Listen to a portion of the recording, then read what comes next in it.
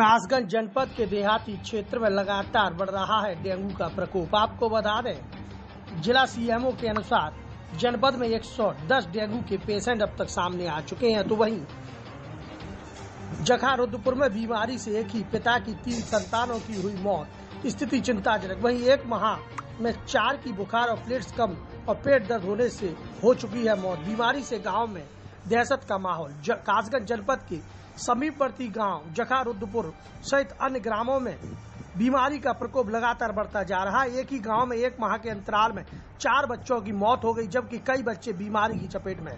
परंतु स्वास्थ्य विभाग बीमारी से अनभिज्ञ बना हुआ है। वहीं रहस्यमय बीमारी के चलते गांव की स्थिति चिंताजनक है। जबकि जिले भर में आंकड़ों पर गौर किया जाए तो मरने वालों की संख्या 1.5 दर्जन के करीब पहुंच चुकी है। तो वहीं 110 डेंगू और 100 पेशेंट मलेरिया के मिल चुके हैं।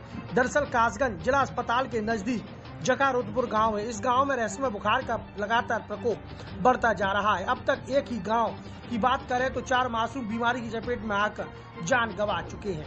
जान गंवाने वालों में 3 बच्चे एक ही पिता के बताए जा रहे हैं, जबकि एक बच्चा बीमारी के कारण जिंदगी मौत से जूझ रहा है। जबकि सीएमओ राजीव अग्रवाल ने बताया जिले भर में 110 डेंगू के पेशेंट हैं, जबकि 100 पेशेंट मलेरिया के।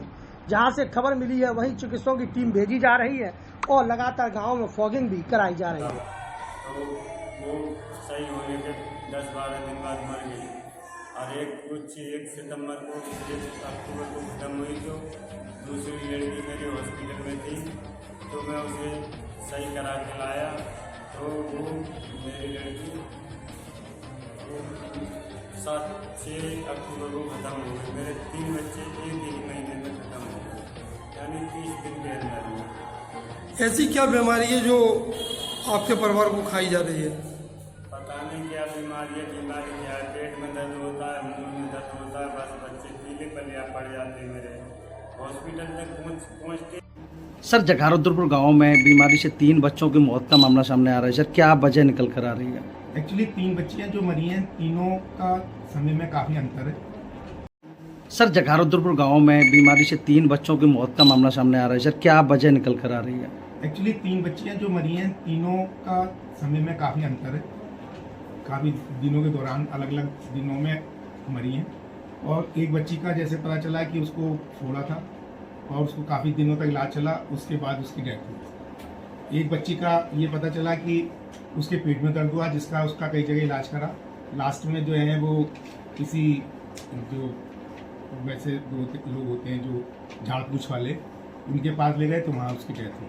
तीसरी बच्ची के बारे में ये पता चला कि एक दिन पहले उसको हल्का सा बुखार आया था, वो किसी मेडिकल स्टोर पे गए, उन्होंने कोई इंजेक्शन लगाया, उसके बाद उसकी डेथ हो गई। ना तो उन्होंने तीनों में किसी की कोई जांच कराई थी, ना ही किसी का उनके पास कोई कागज है।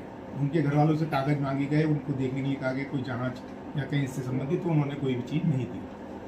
सर, जिले में डेंगू और बुखार का प्रकोप दौड़ रहा है, इसको लेकर सर अगर बात करें तो जिले में कितने डेंगू के पेशेंट हैं पूरे जिले? अब तक जो डेंगू के हमारे यहाँ अब तक जो पेशेंट अब तक रिपोर्टेड हैं वो करीब 110 के करीब है और 100 करीब मलेरिया के, ठीक है। लेकिन जितने भी एक क्षेत्र हैं या कुछ हैं तो वो क्लस्टर्ड नहीं है, सब बहुत दूर एक कहीं मिल जाता है, कहीं मिल जाता है। तो हमारे द्वारा यही होता है कि जब भी जहाँ केस हमें प्राप्त होता है तो वहाँ पे हम फॉगिंग उसी दिन फॉगिंग करा देते हैं, एंटी लार्वल कराते हैं, घर जो है सोर्स रिडक्शन कराते हैं और फिर कैंप लगा के उनकी जांचें कराई जाती हैं और दवा दी जाती है।